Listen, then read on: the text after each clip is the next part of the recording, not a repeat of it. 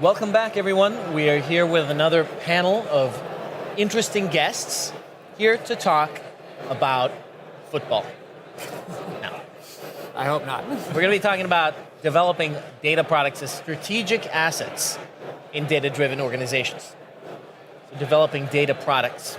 Let's kick this off by introducing ourselves. Please start it off. Thanks so much. I'm Josh. I'm a director of engineering at Snowplow. I am an Australian living in France, working for a British data company as a bit of background. And I've been working in this space for the last decade on kind of data pipelines and engineering and scaling out massive amounts of data in the cloud. So that's me. Nice. So Stephen Brobst, I'm the Chief Technology Officer for Initio Software, and we help people build data products. Data, so that's pretty on point, I'd say. Very All right. I'm Mikkel, one of the founders of SYNQ, data observability platform. I spent 15 years in data, and most recently at a place called Monzo in the UK, and before that at Google. Okay. You said at Google? Yeah. All right. Our company. I've heard. I read about them or something. Developing data products. I've had a couple of conversations today about the difference between, I don't want to limit ourselves to data products, because there's a lot of, we've been talking about that for many years, and there's such a thing as a data product owner, data manager, data this and data that. And I would like to extend the scope a little bit to not necessarily just data-driven products, but data and AI products and services, or products and services that have a strong AI and data underpinning. And the reason is because I find that developing a product that has a life cycle, that has features that change over time, that has customer demands that change over time, that needs to be hardened, is very different from data analytics.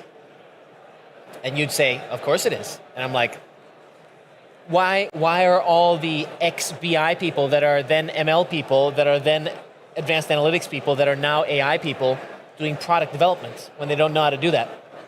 So you have software engineers and product developers on one side, and then you have quants on the other side that don't know how to develop products. That's a bias I have. I find that developing data products and products that are underpinned by data and AI have different requirements. What's your sentiment on that? Whoa. I might have to let the expert go on that one first while I have a think about that question. I'm going to challenge you here and suggest that the best data products are not designed by engineers. The best data products are actually driven by business subject matter experts. And they are supported with engineers. And the job of technology providers like us is to provide the tools so that creating data products is not about coding. Code is tech debt. Code is evil. Right? Now, eventually there has to be code, but we should not be having humans generate code for data products. Now you say, okay, that's okay. We're not going to have humans do it. We're going to have generative AI do it. That is worse. Okay, it's not worse, but it's not the solution. Because generative AI is going to create code that is non-deterministic, inconsistent. The code's not deterministic? Yeah, if you ask generative AI to do the same thing 3 times, the code will not be the same in each of those 3 times. It's non-deterministic, absolutely. So this is not a good thing for productionalizing a data pipeline and so on. So I would argue that we should have the generative AI create the metadata that is understandable by a human subject matter expert. Because if you generate code and you want that code to be doing the right things, who's going to review the code? The programmer? Well, he doesn't actually understand the requirements. You have to have a business subject matter expert, but they're not going to understand the PySpark code. Right. So that's no good. But if you can give metadata, which is business metadata, reviewed by the subject matter expert, and then once you agree that that's what you want, and I do believe that humans should be in that loop, but we should accelerate the loop through generative AI by, driving the metadata that way. Then we generate code in a deterministic way, like a compiler does. So basically, we start with the unit tests. You start with the unit tests. I'm not sure I understand that. So the business owner will define the success criteria and so the test-driven tests, development, if you want to say something it that like way. that. Yes, if I use that term, yes. Yes. Yeah, I tend to agree with that view. I think at Snowplow, one of the problems we've had is, we started with data contracts, right, as being the main thing you needed to have high quality data. And we sort of started to step into this world of, who is defining that tracking? And we ended up with this really weird split brain of, we had some business units defining bits of tracking over here, other business units defining bits of tracking over here, no cohesion, nothing was joined up, nothing was combined. And as well, then you have engineers writing code over here to implement this tracking against the spec that wasn't quite right. And you end up with a lot of fragmentation across it all. What we found is that actually, we want to make analysts happy, we want to make the users of data happy, or the business owner users happy, and they need to collaborate on a data product, right? And they need to work together to define the metadata, and then, 100%. But you have to get a balance in the data products, because sometimes to make someone happy, there's this immediate gratification thing, give me this thing that works, but then it works as a point solution, as a one-off thing, and it doesn't, to me, count as a data product if it's not reusable. Right. So if it solves that particular problem, it is a solution to that problem. But a product is something that is reusable and has a life cycle and so on. And that's not what a one-off data science project is. I think that's a good point for us to sort of spin off a little bit of, for just a moment, what it is that makes a data product instead of a data, the general case of data versus the specific case of data, right? You said life Mash versus a data mess. Yes, data mashed potatoes. But you said something life cycle.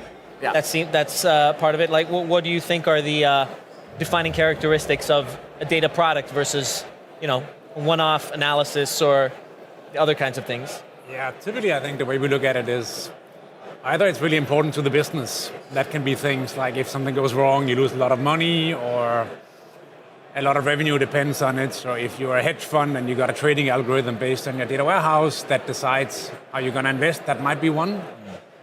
It can also be based on usage. So I think for many companies, still today, an important BI dashboard or even an important upstream data model that everybody relies on, like a users table or a transactions table, I think in many cases those could be data products too. So I think the kind of transformation we've seen teams do when they go from thinking about data assets like tables or data models to data products is that they start seeing the data through the lens of which users use them. So I'd say kind of the importance where if something breaks, it really hurts, or if there's a lot of people using it, and I'd say repeatedly using it, not one-off, those are good indications. But if we have, I would consider reports and dashboards consumers of data products. Yeah. Right? So I think you have to differentiate between the data product and the consumer. The consumer, we should have an API framework that you can access that data product for a dashboard, for a report, for data science, and they're going to look at the data very differently, right? Data scientists hate relational databases. They want one big flat wide row and just give it everything. Now, one big talk table. to a DBA, yeah, exactly.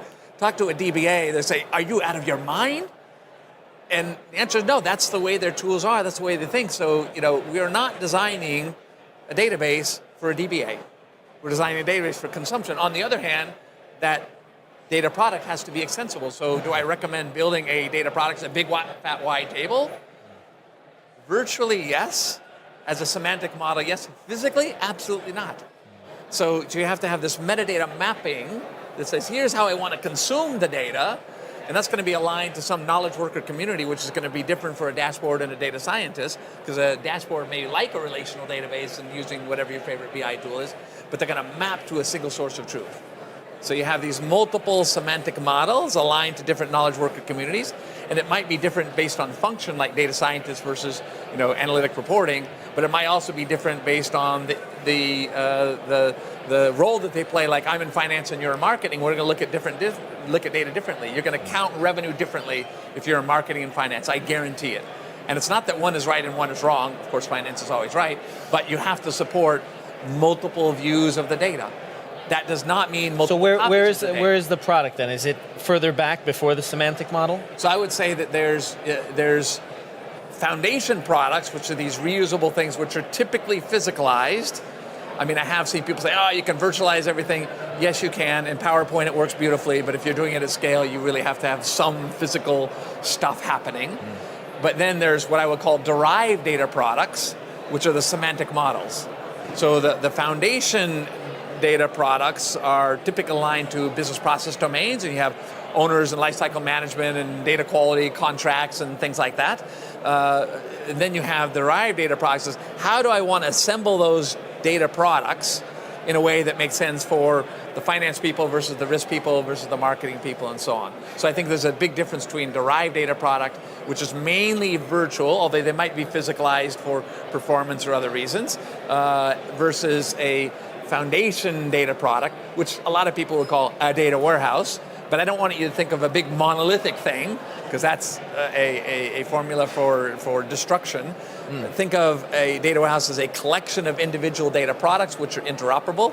What Gartner would call a logical data warehouse, or a data fabric is now the fancy word for it, right? This does feel very technology-centric and internal data products oriented. Is that just something I'm picking up, or is that something that, is that the way people tend to think about it? What do you say, Josh? It's hard. I don't know what I think really on that. I think I misunderstood this entire question. Because when I think of a data product, I think of something that I pay for with my credit card. And I'm not talking about, a tool like Snowflake or something. I'm talking about I want to make data-driven decisions. Maybe I want to launch a product, and it needs to be propped up in its decision-making abilities, what ads to serve, anything like that, with data. And I want to pay somebody to sort that out for me. And then that person comes back and says, if you want this to be reliable, meaning working next month as well as it works today, we need some processes in place. And then you come along and you're like, we have a tool for that. And so forth. But I do think that it's sort of, a lot of the stuff that we've spoken about until now is lost on decision makers. They know they should be talking about data mesh because they hear it at this conference, but it doesn't really connect with the credit card of wanting to have this data product, which is basically a competitive edge over their competitors, right? My competitor is giving recommendations. I want to give recommendations. So I'll be controversial and say nobody cares about data. They care about what you do with the data, which is kind of the point that you're making. Yeah. So when you think about a data product, you don't start by prioritizing which are the important data products. And what schemas are we using? You start with, absolutely not. Yeah. So you start with what are the business improvement opportunities that are important to your business? Yeah. I want to do better fraud detection. I want to do anti-money laundering. I want to do churn prediction, whatever those things are. Those are the business improvement opportunities. Those are sort of analytic solutions, right, which might take the form of reports or a predictive model or something like that. And then you say, okay, in order to deliver that capability, that bio, which is what you care about, right? That's where your business impact model and your ROI and all that's associated. I need to have the support of data. Now, you could build a point solution and do that, and that would be the wrong thing to do. So what you want is a foundation of data products that are going to be reused. So we talk about an opportunity matrix where you have these bios listed on, let's say, the y-axis. And then the x-axis, you have, here are different data products. And you're going to see there's a huge amount of reuse, even across areas which are wildly different. Right? So fraud detection and churn prediction are completely different. Except they use 80% the same data. But that's a great question. I suppose there's a tier of accessibility with regards to which implementations and use cases are more ready at hand, depending on how mature you are as an organization, whether you have a lot of that stuff in place or not. I'm wondering, sort of in your experience, internal use cases versus forecasting, but maybe not all companies want to recommend clothing. They want guess shipping times or something like that. So among your customers, what would you say is the ratio of internal to external data products? Yeah, that's a really good question. I think still to this day, I'd be curious to your take too, but I think the majority of data products are still internal to the data team from what I see. So they are... Is that an insurmountable challenge, or is it just... I mean, because it's been around for many years now, right? Challenge though. Maybe it's okay. Yeah, I think it's okay. I think data teams to this day, they still mainly serve internal stakeholders. They might have a fraud detection system that's used by a machine learning team or an engineering team, but still mainly internal. But I think we're starting to see more and more data products also be external. So examples of that are, I was speaking to a warehousing company last night. They take their data and they export that and expose it in dashboards to end customers. So end customers log into a SaaS product and they can actually see that data in real time. So if that data is wrong, then customers are seeing wrong data. And I think order of magnitude, that's around 10% of the data products we see among our customers, and 90% are internal, where you gave a lot of good examples. So that's kind of the layer. But if you were to speculate, why do you think that is? I think it's partly due to that's what data teams are being asked to do. Okay. I think also many data teams are not that comfortable owning production systems. If you own customer-facing dashboards, does that mean you have to wake up at night when there's an issue?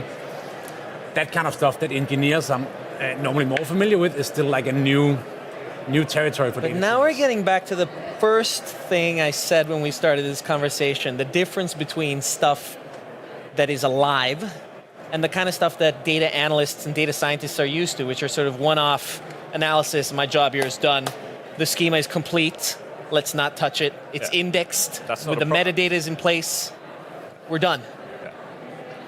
So this is maturity, right? So like the example you gave on fraud detection, I will tell you that in the bank that I was with yesterday, if their fraud detection goes down, you are getting a phone call in the middle of the night, because that is millions of dollars for every hour that system is down. So, you know, in I'll say beginning data warehousing and analytics, maybe it's not mission critical because it's strategic decisioning, strategic intelligence. Mature organizations, they've already transitioned into operational intelligence. And most of the AI that's being deployed out there with good ROI is very operational in its nature. Is detecting when this machine is going to fail, or when this fraud is going to happen, or when in sub-second decisions on what offer I should make to you while you're online on my website. This is very operational. So I think that's a matter of maturity, and data products need to have appropriate availability and so on. But what you don't want to get into is this situation where you have the old IT approach of, well, get it to work and then don't touch it, because if you touch it, you're going to break it. Yeah. Because then you don't innovate, and so you But have you're saying that's a maturity thing? It's a maturity thing. So that sort of maturity get it to work and don't what would you touch call it? Like, what is it that they're mature in?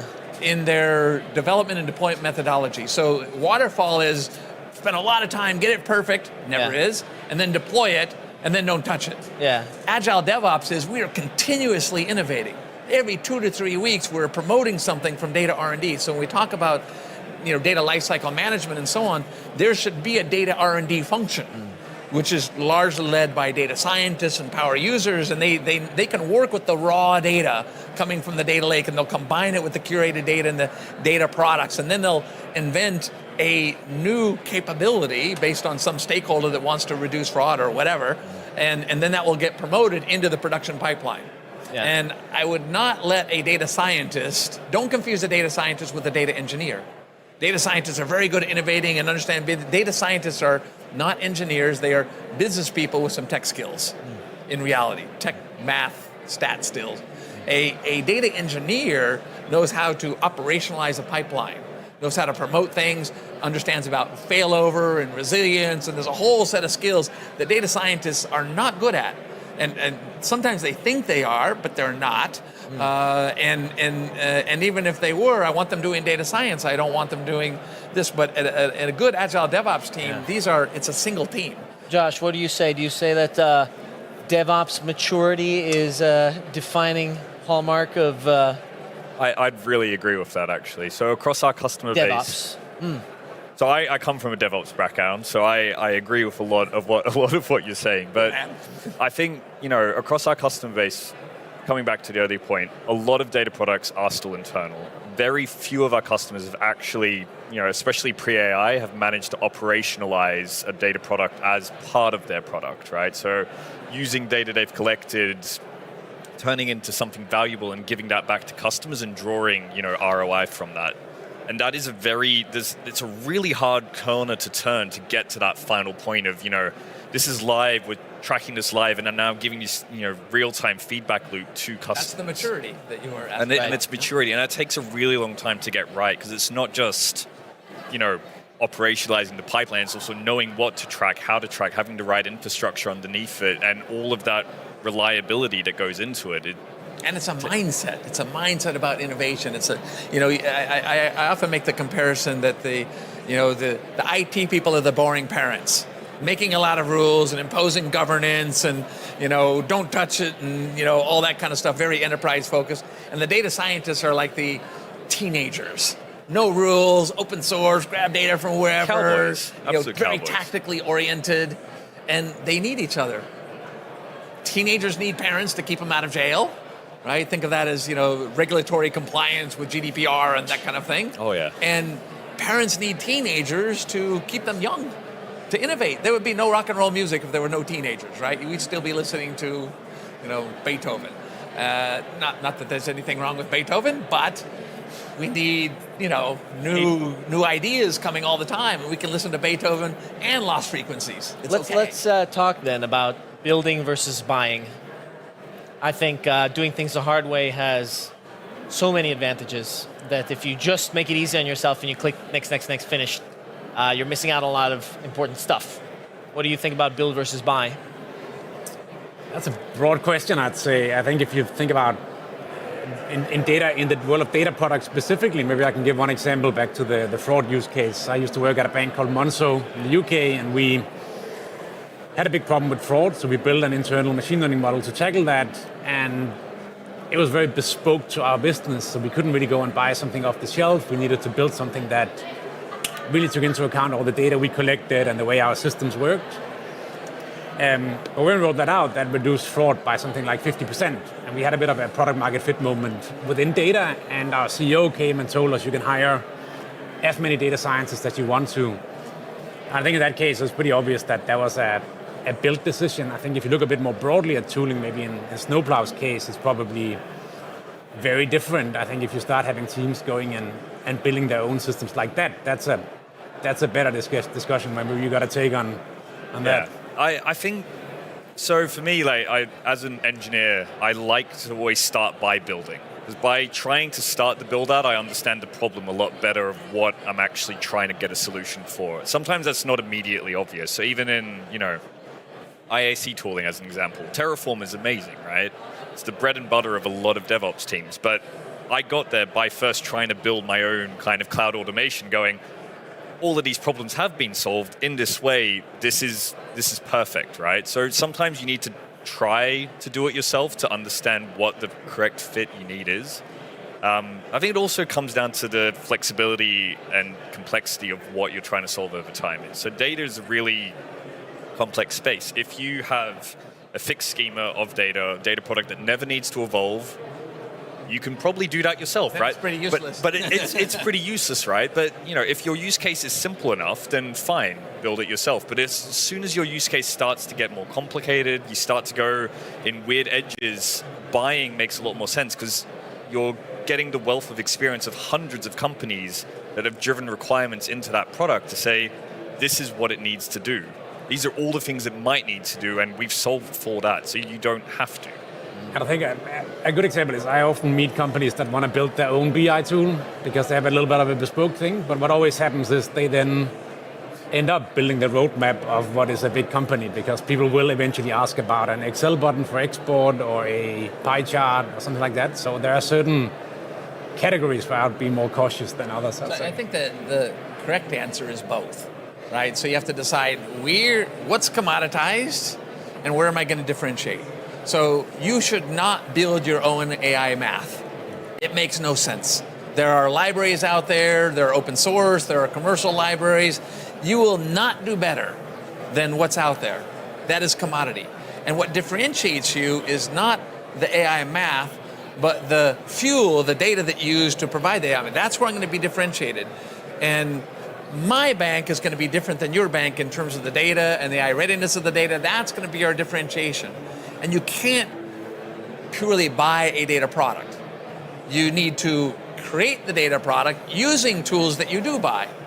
So I would absolutely be using a large language model to create the business metadata. I'd absolutely be using scanners to create the technical metadata. I would be using a language model to create the data quality controls, but I'm not going to build the language model. Right. I'm going to use somebody else's, but what I'm going to do is inform that language model and make it mine by using metadata for the appropriate prompt engineering, to create the RAG vectors so I can get the guardrails in place.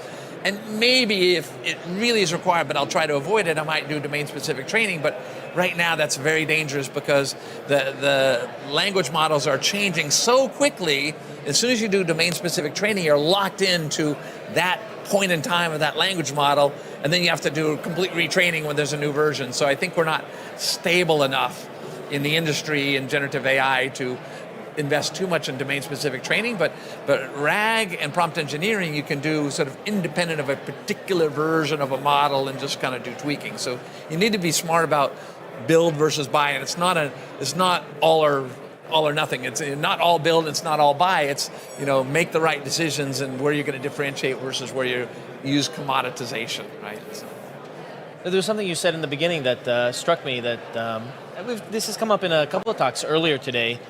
The build versus buy question, and everybody has, in general, says that you should do a little bit of both where it makes sense, but the reason for building yourself, I've been surprised that it hasn't come up more often. I think it is because it's intuitive to us as engineers that, you do it because it's fun, right? Yeah. But there is something you get out of it. I don't know how many hundreds of hours I've spent doing the compositing effects on my Linux desktop, or how much value I get for that kind of stuff. But there is a sort of, let me give you an example. You guys know like tech support people that are just really good, like bloodhounds on a problem, and they manage to figure out and troubleshoot it and solve the problem. That is a skill, man. Not everybody can solve problems like that. And you only get those skills by trying it and doing the work. You can't like read how to solve all kinds of problems. And doing things the hard way and building it yourself, the knowledge you get from it is very hard to replace.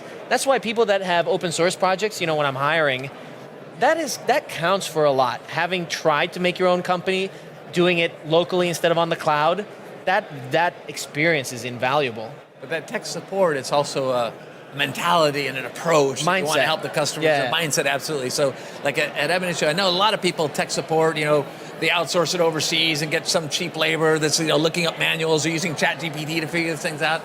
At Initio, more than 90% of our customer support have PhD problem solvers, right? You don't get a PhD in physics because you want to sit back and do nothing. You are curious, you are solving problems, you're not afraid of the unknown.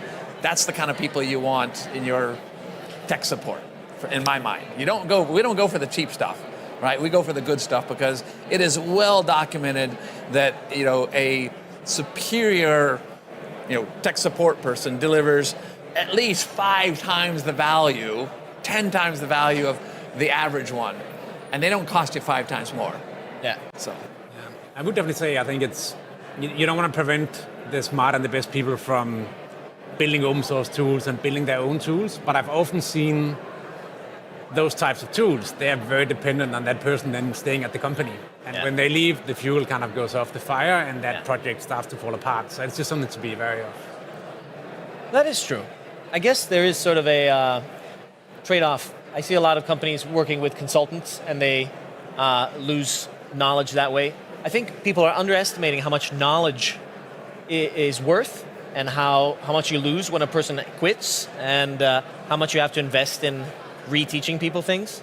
But I suppose that is a good point, that if you invest in people building their own stuff and then that is sort of captured in knowledge and experience.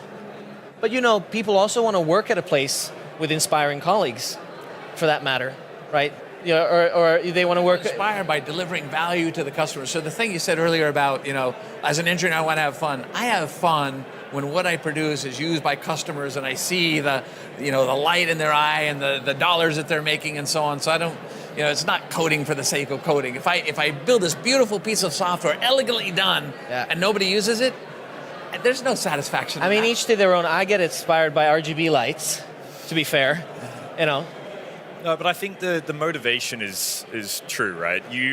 The engineers are most motivated by products they build that are actually used, right? Yes. You want usage, and if you're not seeing that usage, one of the things early in my career, the biggest kick I got was I built a tracking SDK.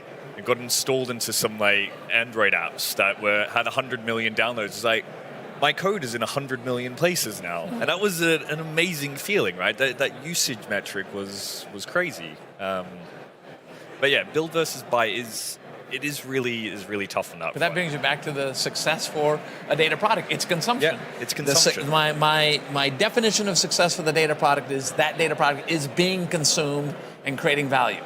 And the problem with this data as an asset thinking, you mentioned that term earlier, is people start valuing data. All data is good, so get more of it. And you start accumulating these data lakes, and they say, oh, put it all in the data warehouse. This is a bad idea. Not all data belongs in the data warehouse. At least not at a particular point in time. Maybe, you find a new use case and do it, but it shouldn't put data, build it and they will come. This is not a good strategy. I think a lot of people produce a ton of operational data that's not necessarily super useful for the product that they're looking to build. As an example, yeah. I want to ask about startups versus non-digital native firms. Which cloud services and tooling choices set the best foundation for building data products right now? Can you lock yourself into a corner when it comes to this stuff? Let's take one example, a large language model. So we can discuss, should you use Claude or Llama or Gemini or whatever. Yeah. Whatever decision you make today, even if it's the best decision you could have made today, 6 to 12 months from now, it's wrong. I think it's not because you made a bad decision, because things are moving so quickly. It's a hard sell to some business people. I know, because I suggest build with the expectation that you're going to rebuild it in 6 months. Not rebuild it, reconfigure. So if you do it right, all you're doing is you're swapping out. And that's why I cautioned against using this domain-specific training, because then you're locking yourself into a particular version of a particular LLM, which you don't want to do. But if you, for example, use prompt engineering and you do it well, and so we have this thing called a language model studio. Language model studio, you can plug in one LLM and take it out and replace it with another. And all that work you did in developing strategies and RAG vectors and so on, it is completely portable into the new model. What do you say about... I think you need to be ready for change. You need to be ready to evolve. And to that point, I think if you're picking a platform, you probably don't want to pick something that's overly specific or overly verticalized. I'm speaking for Snowplow here, but we've kind of gone a very generic platform. So you've got a lot of flexibility in how you evolve tracking, how you evolve data products, how you evolve what you're doing, because you know it's going to change. So if you're picking a technology that boxes you in, you've made a poor choice. You need to be ready to evolve and change all of that constantly. Businesses don't stand still, especially not now. So if you can't evolve, you will die. What do you say? Yeah, I think, especially thinking earlier about where does your metadata live? So things like ownership definitions of data assets and what different data assets mean, that should live in a place where a lot of different tools can consume it, and if you want to change tool, that getting it from one tool to another is fairly easy. So try having that in one place, and trying having that one place be something where you can get it into other tools easily. Are we talking just about data or data and products? So for example, you will find people, or one thing I've recommended to my team has been that I want to be able to tear down the environment and bring it back up with a single button click. Yeah. And I think that's a worthwhile ability to have, because it unearths other things that are important to know about and whatnot. And then I suppose you can extend that and say we want everything to be, using some API that makes sure that we're not locked to any one tool or whatnot. How far should that be taken? Depends how much effort you want to put in, really. So, a key principle of software engineering is you use interfaces, right? And you program to interfaces always for everything. So, taking that to the nth degree, everything should be an API and an interface that you can swap out the underlying code however you need to. In practice, that's maybe not, completely viable. There's a cost to each of those interfaces. There is a cost to right? each of those interfaces. So I think you need to look at which ones are the most expensive ones to change and focus on making sure that those stay flexible. So, for example, if you're looking at where you're storing all this data or Make accessing sure that the all this data. expensive ones to change are the most flexible. The expensive ones make to sure change are the ones that have you're the most paying hooks. the money for, right? So I was with a customer, with the head of our development organization the other day, and he said, you know what the most valuable thing that Ab Initio does for us? And I think, well, I don't know, it's, we help you do your feature engineering, your data quality, we're throwing all this. No, portability. Because these data products we build, today we're building them on one cloud vendor, and tomorrow we may build them on another cloud vendor, and we spend tens of millions, hundreds of $1,000,000 on these cloud vendors. We'll spend, small millions of dollars on you. And so for you, you can have me port my data products from one cloud to another cloud or one database to another cloud, and it basically costs me nothing, because the metadata, which you brought up earlier, is incredibly important for defining the data products, and the metadata should be independent of technology. And then you deploy at the time of execution to the technology you need. Right. And so because he has this flexibility, he can swap when a better technology comes, when a better negotiation comes, and so on.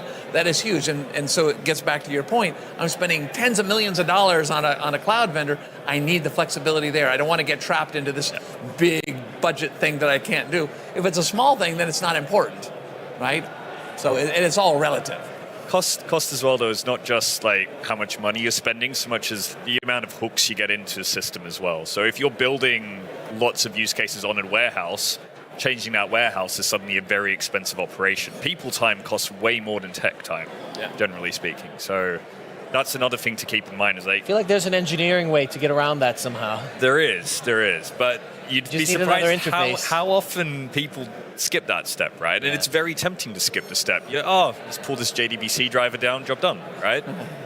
Until you say, we've got too much data and it costs too much, we need to move to a lake. And you're like, well, that's going to be difficult suddenly. So often you learn these the hard way. I totally agree on that part. We did an analysis across, I think it was 50 companies or so, and the order of magnitude of the cost of the data team relative to the data warehouse was 10x. So a company spent 10 times as much on their data team as on their data warehouse.